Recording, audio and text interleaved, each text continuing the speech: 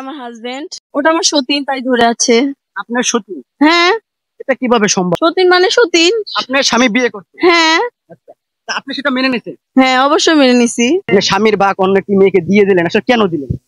দিলাম কারণ ওর হলো ছোটবেলার বান্ধবী, আর ওই আমাকে বলছিল যে কাকুলি আমার হলো ছোটবেলার বান্ধবী আমার জীবনে আসতে চায়, তুমি কি বলো? তা আমি বলছিলাম প্রথম প্রথম মানে বলছিলাম যে দেখি, পরে ওই বলছিল যে অনেক ভালো, ওর সাথে কথা বলবা তুমি? তা আমি বলছিলাম যে তুমি যেহেতু বলছো ওই ভালো, তাহলে আমার দিতে সমস্যা কি, আমি দেব। পরে ওর সাথে কথা বলি, কথা বলার পরে ওর সাথে কথা বলে অনেক ভালো লাগছিল। তারপরে ওর সাথে মনে করেন যে আমি আমার স্বামীকে নিজে ইচ্ছাকৃত ভাবে বিয়ে দিয়েছি। আপনার মনে হয় না যে আপনার থেকে দেখতে সুন্দর আপনার সতীন, সেক্ষেত্রে আপনার স্বামী আপনার ভাগ কম দিতে পারে, ভালোবাসার ভাগ, কিংবা আপনার সতীনের বেশি? এটা ভুল, এটা ভুল।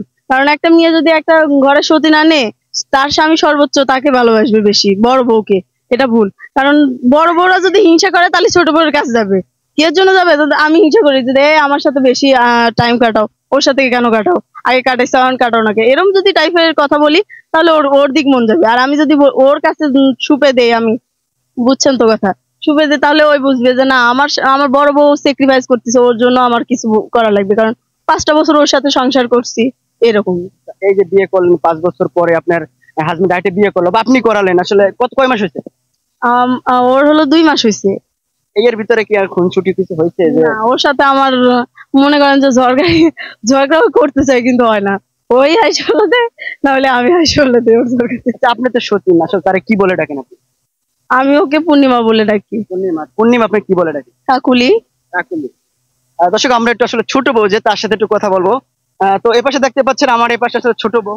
আসলে কিভাবে কি আপনার তো যাকে বিয়ে করলেন তার তো মানে একটা ওয়াইফ আছে, একটা সন্তান আছে, তো এই সবকিছু থাকা সত্ত্বেও কেন আবার আপনি তার জীবন আসলে? কারণ আমি তার অনেক ভালোবাসি।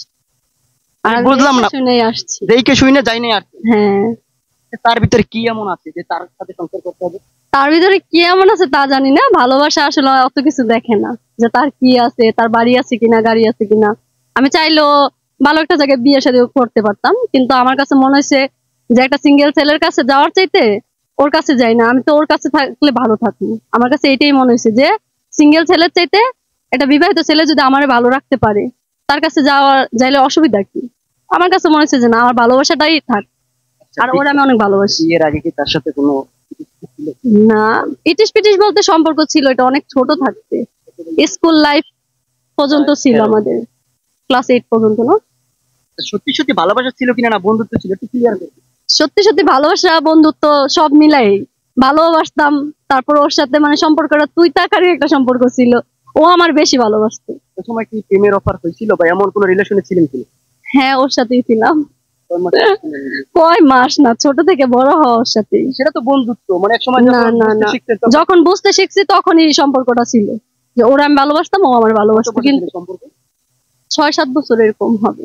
ভেঙে গেল কেন ভাই, একটু বলবেন কি ব্যাপারটা কি? আপনার সন্তান আছে, তারপর আবার মেয়েকে বিয়ে করলেন?